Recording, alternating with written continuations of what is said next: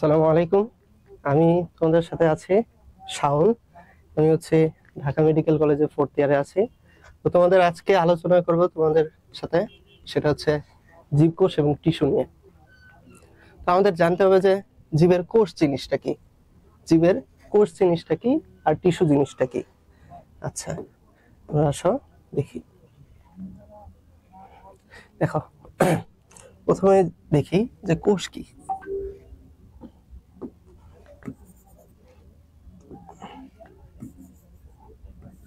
কোষ, সরি,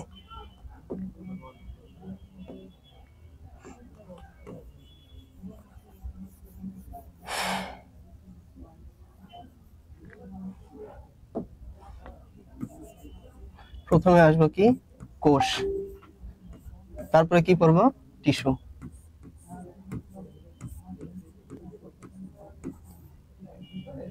দেখো, আমাদের বডি বিভিন্ন ছোট ছোট ইউনিট দিয়ে তৈরি হয়। এই ছোট ছোট ইউনিটকে বলতেছে হচ্ছে কোষ। তার মানে আমাদের বডি এত বড় একটা বডি, তো এটা হচ্ছে অনেকগুলো কিছু সমষ্টি। এই সবগুলো জিনিসকে একবারে যদি সবচেয়ে ছোট পার্টটা দেখি, সেই জিনিসটার নাম হচ্ছে কোষ।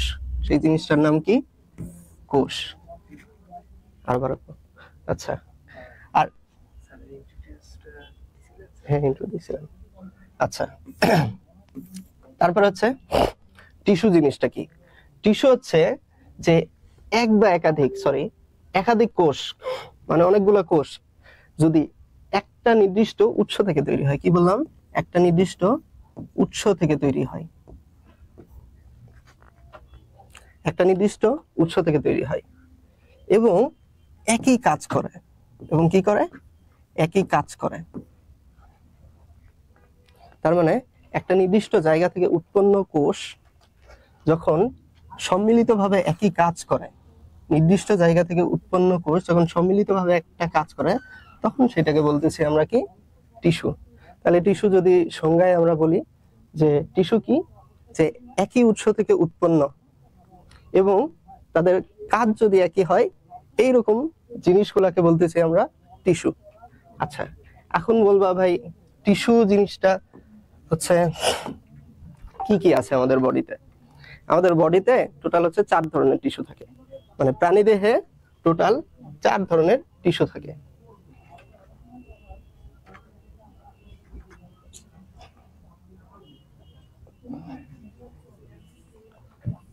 আচ্ছা, প্রাণীদের টিস্যু কয় প্রকার থাকে? 4 ধরনের। আমরা একটু টিস্যু কয় ধরনের আছে এটা দেখি, তারপরে আমরা কোষের ভিতরে চলে যাব। আচ্ছা, টিস্যু কয় ধরনের বললাম ভাইয়া? 4 ধরনের আছে। একটা হচ্ছে কি আমাদের আবরণী কলা, একটা হচ্ছে কি আবরণী কলা বা আবরণী টিস্যু, নাম হচ্ছে কি আবরণী কলা। আচ্ছা, আরেকটা কথা বলে নেই যে টিস্যুর বাংলা শব্দ হচ্ছে কলা।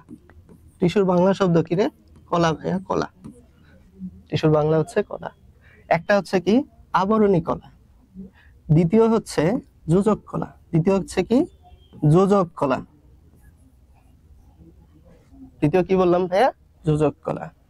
3 নাম্বার যদি বলি পেশি কলা। 3 নাম্বার কি আছে ভাইয়া? পেশি কলা। পেশি কলা।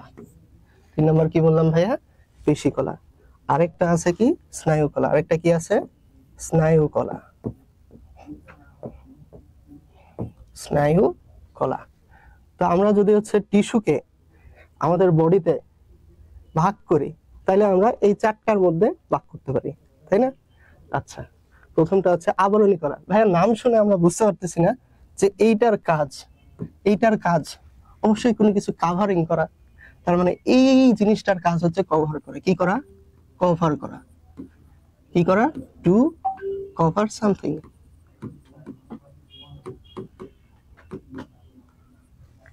যেমন ধরো যে আমাদের স্কিন আমাদের বডিটাকে কভার করে আছে, সো স্কিন একটা আবরণী কলা। তারপরে ধরো যে আমাদের পাকস্থলী, পাকস্থলীর একটা আবরণ আছে যেটার নাম হচ্ছে মিউকোসা, এটাও এক ধরনের আবরণী কলা। এরপরে আসি ভাইয়া যোজক কলা। যোজক কলা কি? যে জিনিসগুলা কানেকশন করে। কি করে? কানেক্ট। যে জিনিসগুলা কানেক্ট করে তাদেরকে বলতেছি যোজক, কানেক্ট যারা করে তাদেরকে কি বলতেছি? যোজক। তো এমন টিস্যু যেটা কানেক্ট করে, তো এরকম কি উদাহরণ হইতে পারে? যেমন ধরো যে আমাদের হাড্ডি, হাড্ডি কি করে, ধরো যে হাড্ডির সাথে মাসেল কানেক্ট হয়, সো হাড্ডি একটা কানেকটিভ টিস্যু, তাই না? আচ্ছা, এর একটা উদাহরণ বলতে পারি কি, হাড্ডি। কি উদাহরণ বলতে পারি? হাড্ডি ভাইয়া, হাড্ডি, তাই না? আচ্ছা, তারপরে আছে হচ্ছে আমাদের পেশিকলা। কি আছে ভাইয়া? পেশিকলা। পেশি হচ্ছে কি, এই যে আমরা যে মাসেল গুলা দেখতেছি। আরেকটা আছে হচ্ছে স্নায়ুকলা। স্নায়ুকলা মানে কি, আমরা যে ব্রেন, তারপরে ব্রেন থেকে স্পাইনাল কর্ড, আমার এই যে পিঠ বরাবর যেটা চলে গেছে, আর সেখান থেকে পুরা বডিতে যেটা ছড়াই গেছে, সেই জিনিসগুলোকে কি বলতেছি? স্নায়ুকলা।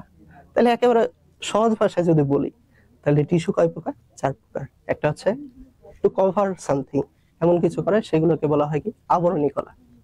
তারপরে আছে কি? যোজক কলা। যোজক কলা মানে কি? কিছুর মধ্যে কানেকশন তৈরি করে। যেমন আমি যদি উদাহরণ বলি, তাহলে হচ্ছে ব্লাড আছে, বোন আছে, তারপরে টেন্ডন আছে, লিগামেন্ট আছে, অনেক কিছু আছে, এটা পরে আমরা পড়বো। তারপরে আসি হচ্ছে পেশিকলা। পেশিকলা কি?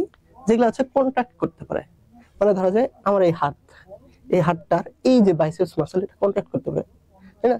এই বাইসেপসটা কন্ট্যাক্ট করতে পারে, বাইসেপস ইজ এ মাসল, এটা একটা পেশিকলা। তারপর হচ্ছে কি? স্নায়ুকলা। স্নায়ুকলা মানে কি? আমাদের যে ব্রেন, তারপরে আমার যে স্পাইনাল কর্ড, এইখান থেকে সারা বডিতে যেটা ছড়াই গেছে, সেগুলোকে কি বলতেছি? স্নায়ুকলা। আচ্ছা, ওকে, তাহলে আমরা ভাইয়া আসি, এখন আমরা বইয়ের মধ্যে চলে আসি। তাহলে ভাইয়া কোষটা কি? তো প্রথমত বুঝলাম যে কোষ হচ্ছে জীবের গঠন এবং কাজের একক। কোষটা কি? জীবের গঠন এবং কাজের একক, একবারে সহজ বাংলা ভাষায় যদি বলি, তাহলে কি? গঠন, গঠন ও কাজের একক। একক গঠন মানে কি? আমাদের স্ট্রাকচার, বডির যে স্ট্রাকচার আছে, বুঝছো? আমাদের বডির স্ট্রাকচার নিয়ে যেই জায়গাতে আলোচনা করি, সেই জায়গার নাম হচ্ছে অ্যানাটমি। সেই জায়গার নাম কি ভাইয়া? অ্যানাটমি। মানে হচ্ছে anatomical unit plus functional unit, ফাংশনের কাজ করে, যেটাকে আমরা বলি ফিজিওলজি। মানে হচ্ছে ফিজিওলজিক্যাল ইউনিট।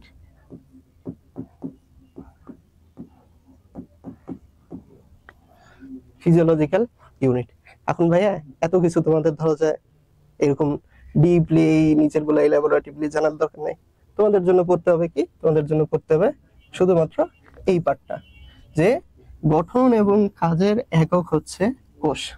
জীবদেহের জীবদেহের গঠন এবং কাজের এককটা হচ্ছে কি? কোষ। আচ্ছা, একটু আচ্ছা, তাহলে জীবদেহের গঠন এবং কাজের এককটা হচ্ছে কি? কোষ। আচ্ছা, এরপরে আসি যে কোষের জন্য এখন তোমাদের পরীক্ষায় দিবে যে কোষ কাকে বলে, এটা ক নাম্বারের কোশ্চেন। অথবা এরকম করে বলবে যে লুই এবং সিকেভিজের মতে কোষের সংজ্ঞা দাও। তাহলে তুমি কি বলবা?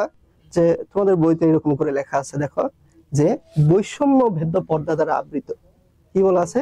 বৈষম্য ভেদ্য পর্দা দ্বারা আবৃত। আমি একটু লিখি, যা বলি তার সাথে একটু লিখি, আসো। আমরা কি বললাম? যে বৈষম্য ভেদ্য পর্দা দ্বারা আবৃত।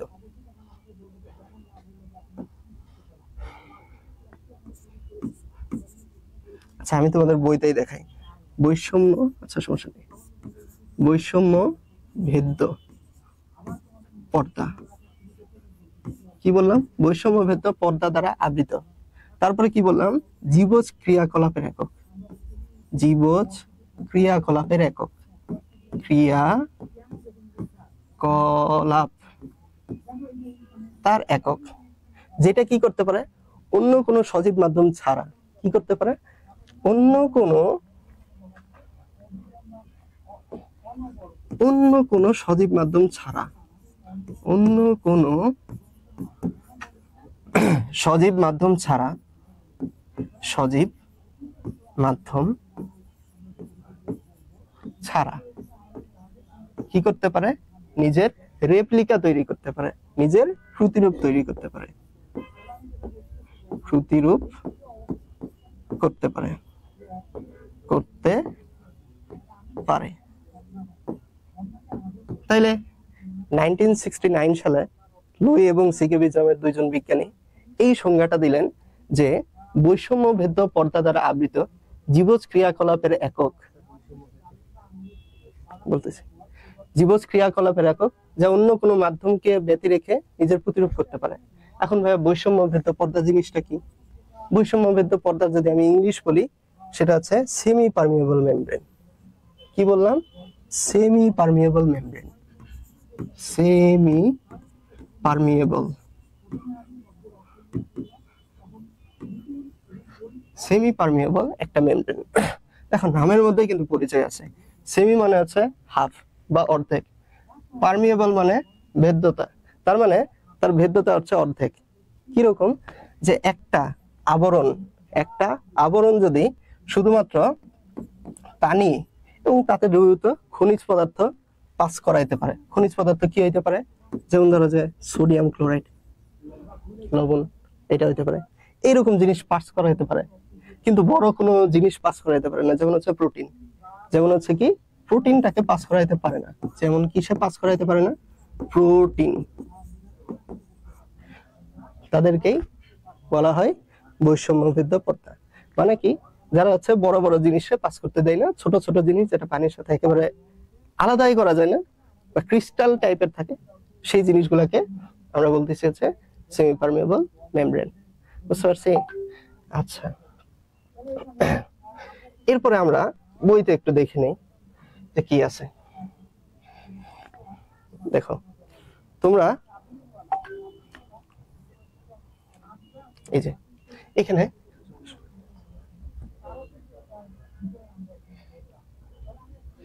দেখো, আচ্ছা ভাই এটা তো মনে হয় এডিট করা যায় না। হ্যাঁ ড্র, আচ্ছা দেখো এখানে দুইজন বিজ্ঞানীর নাম বলা আছে, একটা হচ্ছে বিজ্ঞানী লুই আর একটা হচ্ছে বিজ্ঞানী সিকেবিজ। কত সালে? 1969 সালে এই সংজ্ঞাটা দিয়েছেন। সংজ্ঞাটা ছিল কি? যে বৈষম্য ভেদ্য পর্দা দ্বারা আবৃত। বৈষম্য ভেদ্য মানে কি?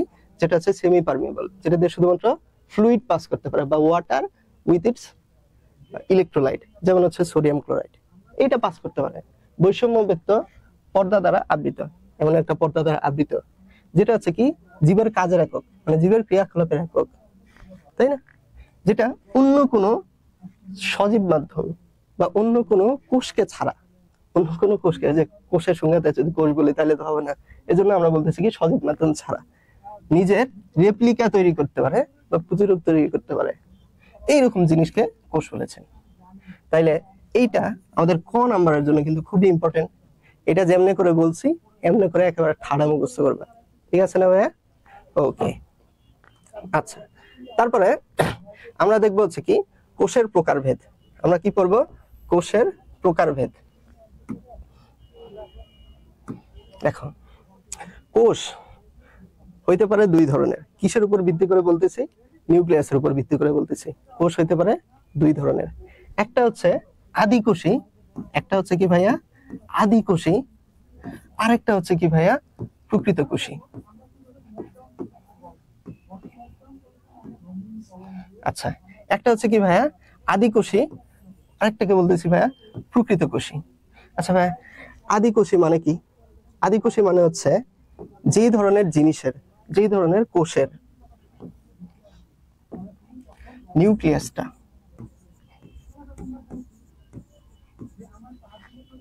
নিউক্লিয়াস এখানে হচ্ছে একটা ও হবে,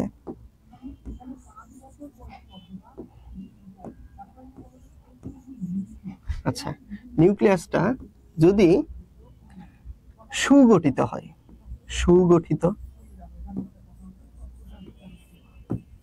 মানে খুব সুন্দরভাবে গঠিত, আর যদি হয় অগঠিত মানে অসুন্দরভাবে গঠিত, তখন একটাকে আমরা বলতেছি সুগঠিত যদি হয় তখন সেটাকে বলতেছি প্রকৃত কোষী, প্রকৃত কোষী, অথবা যেটাকে আমরা ইংলিশে বলি কি ইউক্যারিওটিক, ইউক্যারিওটিক। এখানে ভাইয়া ইউ মানে হচ্ছে প্রকৃত, এটা একটা ল্যাটিন শব্দ। ইউ মানে হচ্ছে কি প্রকৃত, ইউ মানেটাই হচ্ছে প্রকৃত, আর ক্যারিয়ন মানে হচ্ছে কেন্দ্রিকা, ক্যারিয়ন মানে হচ্ছে কেন্দ্রিকা, ল্যাটিন শব্দ ক্যারিয়ন মানে হচ্ছে কেন্দ্রিকা, তার মানে হচ্ছে প্রকৃত কেন্দ্রিকা বা নিউক্লিয়াস মানে কি কেন্দ্রিকা, নিউক্লিয়াস মানে কি কেন্দ্রিকা বা প্রকৃত নিউক্লিয়াস বিশিষ্ট কোষ, সেটাকে বলতেছি সুগঠিত নিউক্লিয়াস যুক্ত কোষ বা হচ্ছে ইউক্যারিওটিক কোষ। আচ্ছা, আরেকটা হচ্ছে কি অগঠিত, যে নিউক্লিয়াসটা থাকে তাদেরকে বলতেছি হচ্ছে অপ্রকৃত কোষ, বা যেটাকে আমরা বলতেছি হচ্ছে প্রোক্যারিওটিক। প্রো মানে হচ্ছে আদি, কোন জায়গাতে যদি ধরো যে প্রো দেখো তাহলে বুঝবা সেটা হচ্ছে আদি। যেমন হচ্ছে কি প্রো ভিটামিন, মানে এমন একটা ভিটামিন সেটা হচ্ছে অ্যাক্টিভেটেড নাই, ইনঅ্যাক্টিভেটেড ভিটামিন। প্রো মানে হচ্ছে আদি, প্রো মানে হচ্ছে কি আদি, তার মানে এরা কি আদি কোষী, এরা কি আদি কোষী বা আদি নিউক্লিয়াস বিশিষ্ট কোষ, বুঝছি? এখন ভাইয়া যে আদি কোষ আর প্রকৃত কোষ, এত লিখলাম যে আদি কোষ কি প্রকৃত কোষ কি, আমি তো বুঝলাম যে এটা হচ্ছে নিউক্লিয়াসের উপর ভিত্তি করে এদেরকে আগে ভাগ করছে। আচ্ছা, শুধু কি তার মানে এদের পার্থক্য? আমরা যদি তাহলে আদি কোষ আর প্রকৃত কোষের পার্থক্য লিখতে চাই, আমরা কি লিখলাম পার্থক্য কিসের? প্রকৃত, আরেকটা হচ্ছে ভার্সেস আদি। আমরা যদি এখন এতক্ষণ পর্যন্ত যা জানলাম সেই অনুসারে বলি, তাইলে একটা ধরো যে ট্রেট অনুসারে আমরা বলবো কি যে এই দুইটার মধ্যে পার্থক্য হচ্ছে কি এই নিউক্লিয়াসটা, এটার ক্ষেত্রে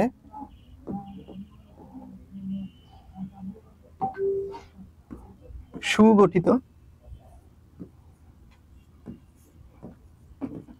আর এটার ক্ষেত্রে আমরা বলতে পারি কি অগঠিত,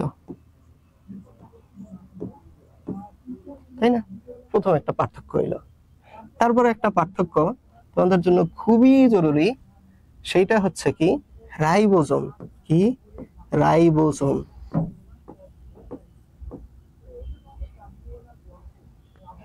রাইবোজোম, এদের ক্ষেত্রে রাইবোজোম হচ্ছে 70S। 70S মানে কি? এই এস মানে হচ্ছে স্পেটবার্গ ইউনিট, এটা তোমাদের আপাতত পড়ার দরকার নাই যে স্পেটবার্গ ইউনিট জিনিসটা কি। আর 80S, এইটার ধরন কি 80S, এস মানে হচ্ছে কি স্পেটবার্গ ইউনিট। এটাতে অধঃক্ষেপণ মাত্রা মানে হচ্ছে তোমার ধরো যে একটা মেশিন আছে, যে মেশিনে কি করা হয়, একটা ধরো যে স্যাম্পল, ব্লাড স্যাম্পল বা যে কোনো একটা স্যাম্পলকে নিয়ে ঘোরানো হয়, তো এই মেশিনে যখন ঘোরানো হয় তখন কি হারে অধঃক্ষেপ হইতেছে এইটা দেখতে পান বিজ্ঞানী স্পেটবার্গ। তিনি প্রকৃত কোষের ক্ষেত্রে যে ইউনিটটা কাউন্ট করেন সেটা হচ্ছে 80 ছিল। আর তিনি, আচ্ছা আমি একটু উল্টা লিখছি ভাইয়া,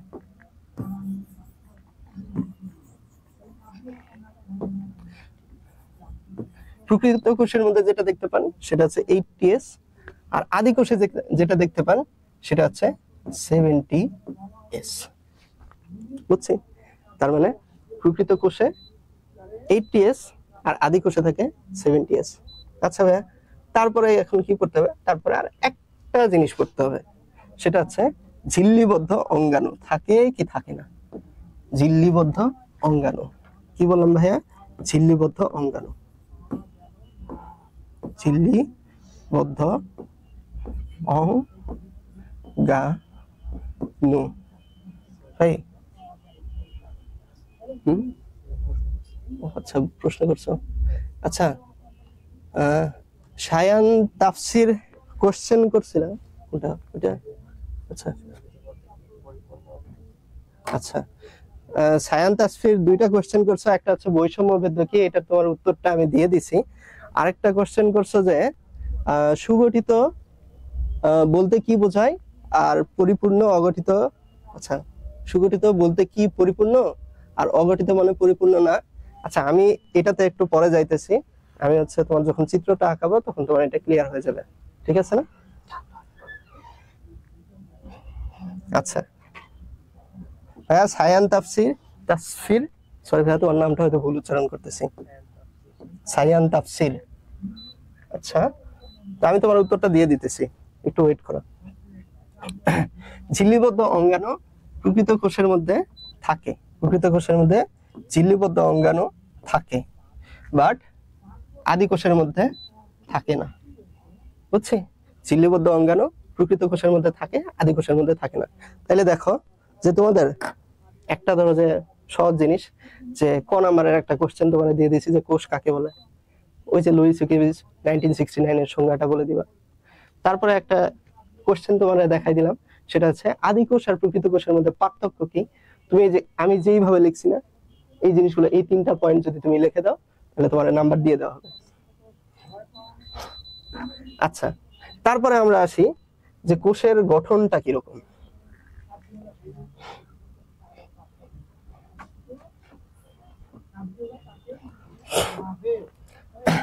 দেখো আমরা এর আগে ধরো যে ইউক্যারিওটিক গুলোর মধ্যে, আর আগের চ্যাপ্টারে মানে আমরা দেখছি যে ইউক্যারিওটিকের মধ্যে আছে হচ্ছে মনেরা, তারপর হচ্ছে প্রোক্যারিওটিক গুলোর মধ্যে আছে কি কি, প্রোটিস্টা, ফাঞ্জাই, প্ল্যান্টি, অ্যানিমেলিয়া। উল্টা বললাম, সরি। যে প্রোক্যারিওটিকের মধ্যে আছে কি মনেরা, আর ইউক্যারিওটিকের মধ্যে আছে কি প্রোটিস্টা, ফাঞ্জাই, প্ল্যান্টি, অ্যানিমেলিয়া। তো মনেরা রাজ্য মানে হচ্ছে ব্যাকটেরিয়ার রাজ্য, যেটা এই রাজ্যের মধ্যে আমরা যা যা বৈশিষ্ট্য দেখব সেই জিনিসগুলো হচ্ছে আদি কোষের বৈশিষ্ট্য। তো এখানে আমরা কি দেখব, প্রথম কথা হচ্ছে কি এদের নিউক্লিয়াসটা অগঠিত। তো নিউক্লিয়াসের কি কি পার্ট আছে ভাই আমরা একটু দেখি।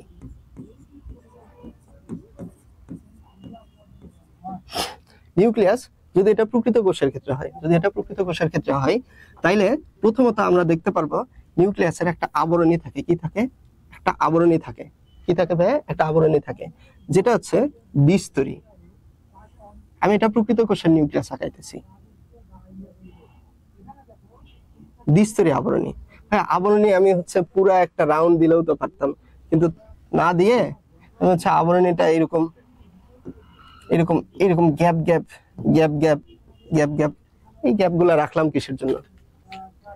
এই গ্যাপগুলো রাখার কারণ হচ্ছে ভাইয়া দেখো যে এই নিউক্লিয়াসটা আছে না, এই নিউক্লিয়াসের বাইরে কোষ যেটার মধ্যে থাকে সেটাকে বলতেছে হচ্ছে সাইটোপ্লাজম। আমরা যদি দেখি, একটা চিত্র দেখাই তোমার, এই যে এইখানে,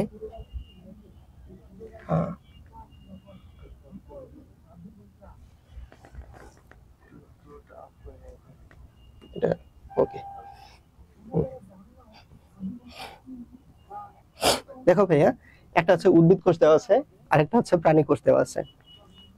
দেখো আমি একটা প্রাণী কোষ নিয়ে দেখাইলাম। দেখো প্রথমত এই জিনিসটা হচ্ছে কি একটা নিউক্লিয়াসটা ভাইয়া দেখতে কিরকম, যে দ্বিস্তরী আবরণী আছে, মাঝখানে ছিদ্র